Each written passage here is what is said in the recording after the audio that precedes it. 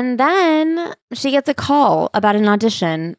Pilot season was an early spring ritual in which TV networks order pilots from dozens of scripts.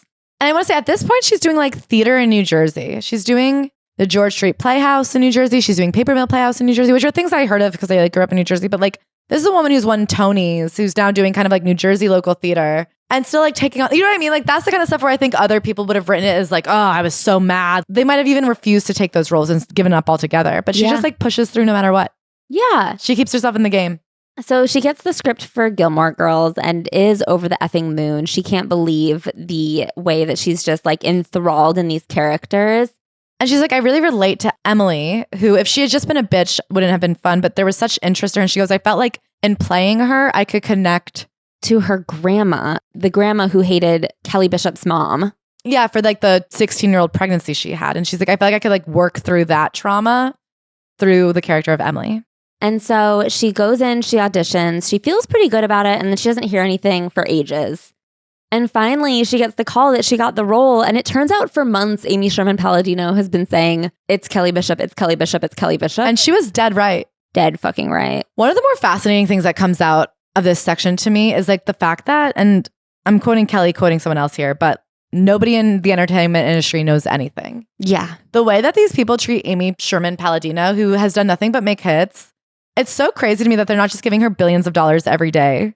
Yeah. To just do whatever she wants. The idea that an executive is telling her she doesn't know how to do something. I mean, they don't know how to do anything. It's so wild having worked on the other side of the business very briefly, but like also in creative fields. A lot of higher ups think that they don't look like they're working if they're not giving a note. And so they're giving notes just to give notes. And this is not always. Some people know what they're talking about, but there are a lot of people who I feel like change things just to look like they're doing something. Because if they respond to an email being like, looks good to me, it looks lazy. When really it's like, well, you're actually just trusting the people who you hired to do a thing. Anyway, finally it gets picked up. The show is magical. So she's commuting to Burbank from New Jersey every couple weeks. Yeah. For some reason, she's paying for her own apartment.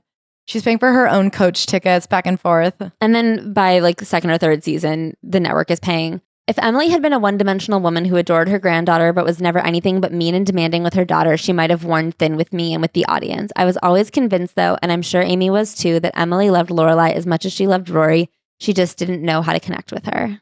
She then starts going through like some of her favorite moments in Gilmore Girls. And as a longtime hater of when memoirs just rehash moments in pop culture, be it reality shows or TV shows, when they're like, I often find this kind of stuff very boring.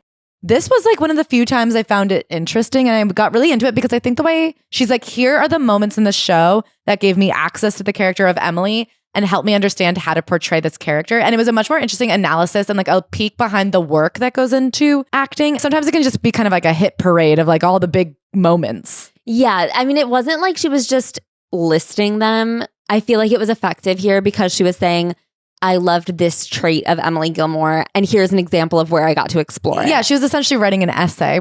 She's going back and forth to New Jersey so she can still spend time with Lee, and she is in East Orange for the big 9/11. It was very upsetting. Lee, of course, works at News 12 New Jersey, so he has to rush to the job.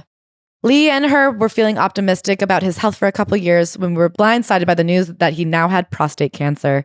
It was his third primary cancer. So she negotiates her contract so she can spend a lot more time in New Jersey with him, but still be Emily Gilmore. She and Amy, after the third season, start to really connect as friends, not just as co-worker, or like not even co-workers, but like head of show and actress on show. They go to like a celebration of Roe v. Wade, R.I.P. She's so cute. She's like, we were there with like Amy, who was the creator of a show. I was at that point a fairly successful actress. And so we were staying at the Four Seasons, but I like was coming in from a protest and all these men in suits were like, why is this rumpled old hippie at the Four Seasons? And that's such a grandma thing to say, to be like, look at me, a rumpled old hippie coming from my protest. So she gives a ton of credit to the success of the show, of course, to Amy. She's like, I know we all contributed, but really Amy and her husband are like brilliant, brilliant show world creators. And she's like, that's why it was so crazy that after 6 seasons, they told us that they were walking because they had not been given what they wanted in contract renegotiations, which is insane. So some other team was brought in for season 7 and then immediately it was canceled.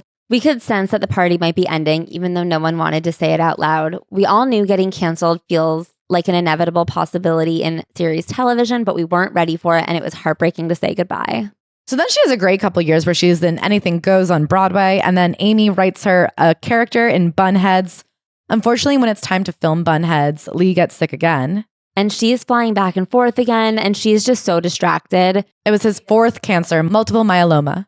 And she just does not feel present for it. The show only lasts a season, and she feels very guilty that she wasn't able to give the show her all, but I don't think that that's why the show got canceled. Also, I find it very interesting that she doesn't speak as much about feeling guilty about not being there for Lee.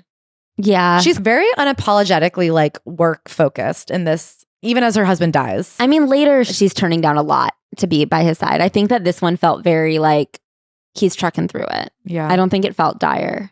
So she says they were working on Lee's health and like the problems that he was facing when it turns out Gilmore Girls was sold to Netflix. She didn't really understand what this meant, but of course Netflix gave Gilmore Girls a whole new life because it allowed audiences to find it again. And she goes, I also feel that Netflix put money in marketing that like the WB never did. She felt very neglected and unappreciated by the WB.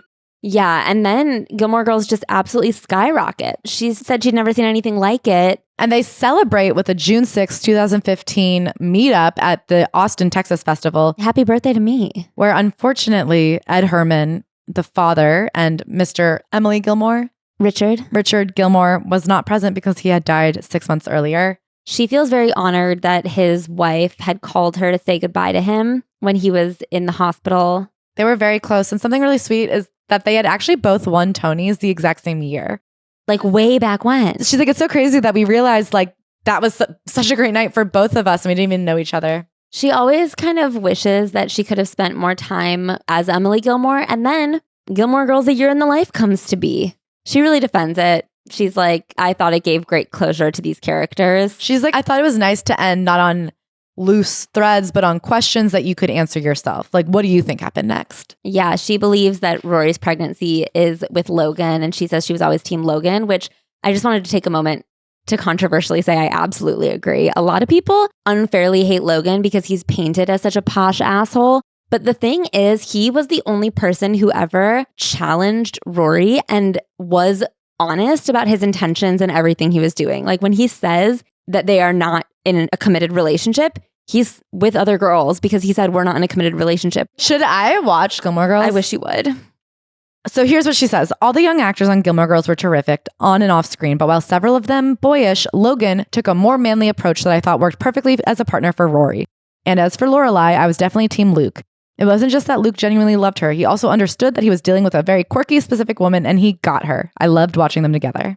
I think the end of their relationship was very stressful for me, but initially I was definitely team Luke. But yeah, Logan, it was not his fault that Rory got arrested at all. It was completely Rory's fault because she was kind of spoiled. He was just very honest and of course a rich asshole, but like, that's not his fault. He didn't ask to be born rich. Okay, so then she spends a couple pages talking about how many more people recognized her now than ever and how her voice is so distinctive. And then she takes a minute to talk about how great it is that so many men watch the show. Specifically, she says soldiers coming back from Afghanistan. I'm like, okay. So random.